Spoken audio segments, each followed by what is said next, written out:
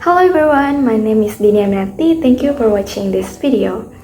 In this opportunity, I'm gonna talk about 6 major English proficiency tests, that is IELTS, TOEFL, TOEIC, PTE, Cambridge, and Math.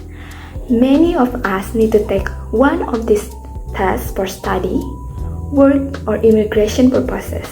But with so many options available, which one should you take? Do you confused? So that's why you will find the answer in this video, because I will explain the definition, purpose, format, price, and validity of each test. I'll also compare them, give my honest opinion, and share my personal experience with one of these tests. Hopefully, this helps you make a better decision. Okay, the first one, let's talk about IELTS. IELTS stands for the International English Language Testing System. It is widely accepted by universities, employers, and governments around the world. For example, University of Oxford, Australian National University, and Immigration, Refugees, and Citizenship Canada or IRCC. There are two types. The first one is academic, which is for those who want to study abroad, and the second one is general training, which is more for work or migration. The tests cover 4 skills. There is listening, reading, writing, and speaking.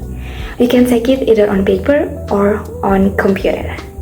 The cost around $215 to $250 US. The certificate is valid for 2 years. And this is the example of IELTS test.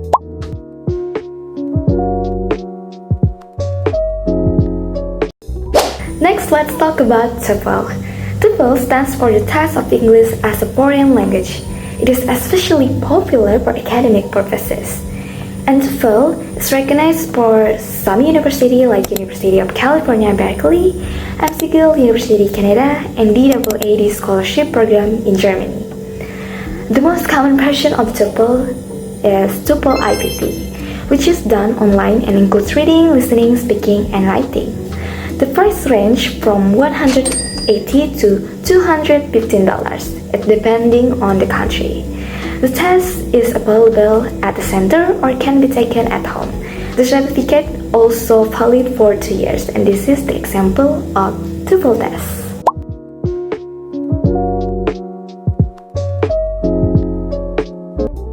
Next is TOEIC. TOEIC stands for the Test of English for International Communication. This test is more focused on English in the workplace. Companies often use it to evaluate their employers' English skills. The standard TOEIC tests include listening and reading, but there is also an optional speaking and writing section. It is mostly paper-based and is especially popular in ASEAN countries. For example, companies like Samsung, Air France, and LG Electronic.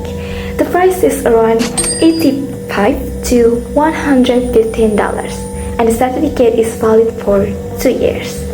And this is the example.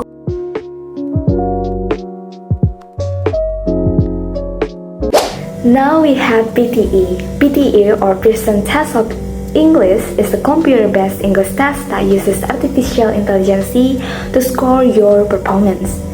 It's fast, efficient, and accepted by many university and visa agencies, such as Harvard Business School, USA, University of Sydney, Australia, and UK Home Office for visa application. PTE also has 3 parts. The first one is speaking and writing, second reading, and the last is listening.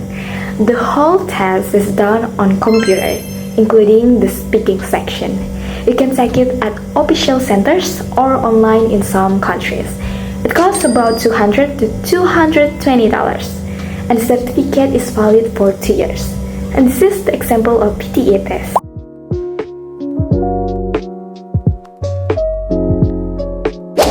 Now let's talk about the Cambridge English exams. Unlike the others, Cambridge offers different levels, such as B2 first, C1 advanced, and C2 proficiency. Each level test is reading, writing, listening, and speaking. These exams are accepted by many universities and employers worldwide, for example, University of Amsterdam and the UK Border Agency.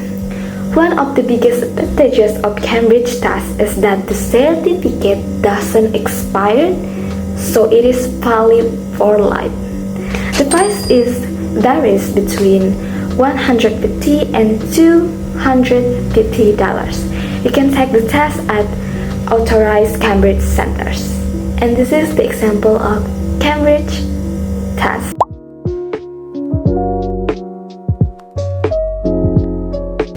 Lastly, the Math or Michigan English test. Math is a newer but increasingly popular test for academic and professional purposes. It tests listening, reading, and writing with an optional speaking section. Math is more flexible and can be taken in person or online. It is more affordable with prices between $90 and $150. The certificate is valid for 2 years. Some universities that accept Math is University of Michigan, Columbia College, USA, and some institutions in Latin America and the Middle East. And this is the example of Math test.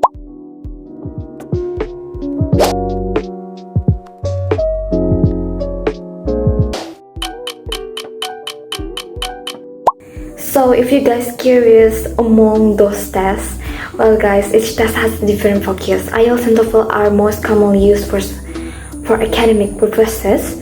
TOEIC focus more on the business English, while PTE is fast and fully computer-based. And Cambridge, on the other hand, offers a lifetime certificate and clear levels. And MIT is more affordable and flexible. Depending on your goal, whether at study, work, or migration, you need to choose the most suitable test. And in my opinion, all tests are useful in different situations. If you want to study English speaking country, IELTS or TOEFL is a good choice. But if you want to work in a company that require English, TOEIC might be better. Moreover, if you want a quick result and fully computer-based experience, PTE is very efficient.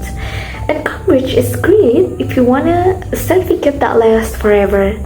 And Math is ideal if you need a test that's cheaper and more flexible. But personally, I recommend IELTS because it is widely accepted for many purposes like studying, working, and migrating. It is also give a balanced experience through both face-to-face speaking and academic style of writing. But to be honest guys, I once took the TOEFL test, but it wasn't the official one. It was a free trial version available online, and at the time I was just curious about the format, so I decided to try it for practice. Even though it was an official test, I still go to experience the 4-main section: reading, listening, writing, and speaking. It gave me a good idea of what to expect in a real test and helped me understand my strengths and weaknesses in English. Well, one of the challenges I tested during the trial TOEFL was the speaking section. It felt strange to talk into a microphone without seeing a person. I had to think quickly and organize my words in just a few seconds. And another challenge was the time pressure, especially in the reading and writing section. Even though it was a pre-version, I still felt nervous and rushed from this experience. I realized that confidence and preparation are very important.